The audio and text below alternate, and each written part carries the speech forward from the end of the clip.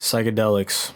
Man, they're not a game, not a hobby, not some colorful escape to flex on a podcast or post trippy edits about. They're like a secret backdoor to areas of your mind you just can't access without them. And if you go in without respect to it, without intention, or even too often with intentions, you don't come out the same. I started using psychedelics when I was a teenager, acid and mushrooms, mostly in safe environments with friends, sometimes out in nature, sometimes alone in my room with headphones and a candle. And at first, it felt like unlocking a cheat code to life. Colors were deeper, conversations meant more, music, don't even get me started. It moved through me. But the moment I started setting intentions with my trips, like really going in and asking questions, that's when things got real. Not in a party sense, not even in a fun sense, but in a this might like break me before it heals me type of way. I had a lot of bad trips and a lot of them ended up good. Some of them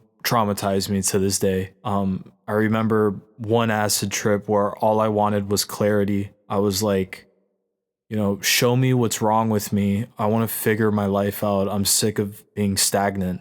And that trip delivered. It hit me with every insecurity I've buried, every person I wronged, their faces, voices, the shame, my health. I was convinced I had heart problems, that my blood vessels were clogged, my skin was dull, my hair was thinning, my body was begging me to stop smoking, drinking, popping pills. I saw the truth in the relationship I was in at the time, and that it wasn't love and it was temporary, and that it was just for convenience, fear, and comfort. It was like the psychedelic opened the junk drawer of my fucking life and my soul and dumped it on the floor and said, here, this is everything. Look at it. You can't not look at it because it's all on the floor and you're going to have to clean it up anyways. And as brutal as it was beautiful because it was honest. And it taught me a lot. Psychedelics reminded me how simple life is when you're just present. I remember in those moments where I'm stuck in a bad trip, I would just get up and go get a glass of water, and that glass of water would save my life, and it would just make me think like, oh my god, I'm alive, I'm okay. Acid and mushrooms, it comes in waves. More mushrooms, it has those waves of like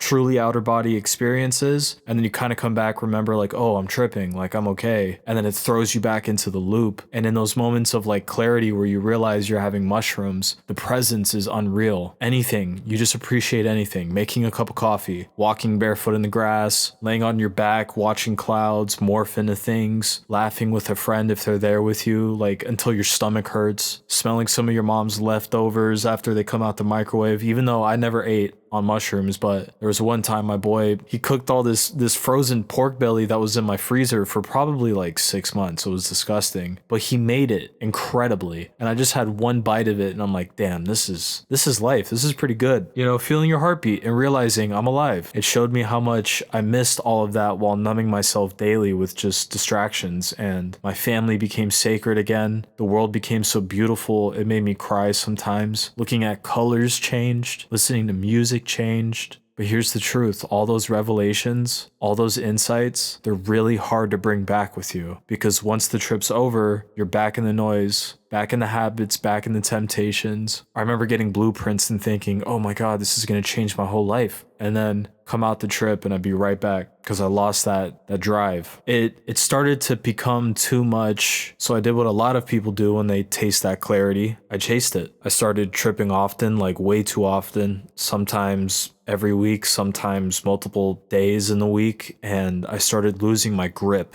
My nerves got shot. I became hypersensitive. Public places made me feel exposed. I was spiritually raw, like my emotional skin was peeled off. And to this day, I feel like overusing those psychedelics rewired my nervous system. Not in a good way. I became more anxious, paranoid, more afraid of people, more on edge, kind of like nihilistic. What's the point of anything? And like the volume on life was just turned up way too loud. And I had this deception of spiritual comfort. There's something that happened on a couple of those trips that I haven't talked about much. I've told my girlfriend, I've told some friends. I never saw like crazy visuals or elves, other than the time that I was candy flipping at an EDM festival and I felt like I saw fucking Jupiter in front of me. But I did feel something, and it was a presence. And it always felt maternal, like something was telling me, you're doing everything right. Just keep doing what you're doing. And in that moment, I trusted it. It felt so comforting, but later in life, I realized that that presence, it was lying. It wasn't guiding me, and it was just keeping me stuck in addiction, toxic relationships, in avoidance. Because the truth is, some spirits don't want to heal you. They want you comfortable, stagnant, and predictable. And I wish I knew that then, but you can't go back in time. Here's everything I wish I knew. Psychedelics can be beautiful. They can open your eyes, your heart, your soul, but only if you treat them like a sacred occasion, not a hobby, not medicine. You don't go to church every day. You don't hold a funeral every week, so don't trip all the time. Maybe once a year, maybe 2 or 3 times in a deep season to change. But treat it like a portal, one that demands respect. It definitely taught me how to surrender. Because, there's that moment where you're coming up and then you peak. You have to surrender to the experience or you'll lose your fucking shit. And then it's a serious bad trip that might be like going to the hospital. It taught me how to surrender in everyday life. What helped me more than any drug, if I feel like a panic attack is coming now, I will literally say out loud, okay, let's panic. Let my body do what it does. I'll be fine. And it always passes. Same with anxiety attacks.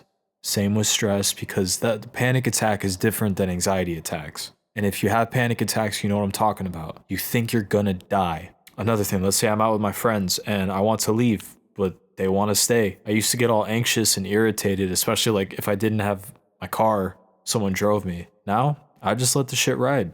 You have one life. You don't know when you're gonna see them again. Who cares? It's, oh, I need to get an extra 2 hours of sleep. You'll be tired tomorrow. You could sleep tomorrow. You'll be fine. I surrender to the moment because control is it's a trap. Let's see, some other examples of surrender. When like plans fall apart, when your creative block hits, just stop forcing it, go outside or some shit. When people ghost you, let them. When life hits you with the unexpected, stop asking why me and start saying, okay, what's next? Now what? And I can't tell you that psychedelics changed me. Some ways for the better. Some ways I'm still healing from. That doesn't necessarily mean it's bad. I do wish that I had a better relationship with it in the time that I was abusing them. But they gave me a taste of truth. And now my job is to live that truth without needing a trip. They're not for everyone. They're not to be taken lightly. But if you're chosen to experience them even once, honor it. Don't chase it. Don't idolize it. Just take what it gave you and walk forward. If you've been going through something similar, I feel you, man. You're not crazy. You're healing. Drop a comment if you want to talk. If you want to reach out to me personally and have a conversation, I'm even down for that. Just drop a comment and I'll figure it out. Just respect your life and don't fuck with your brain. Okay? Peace.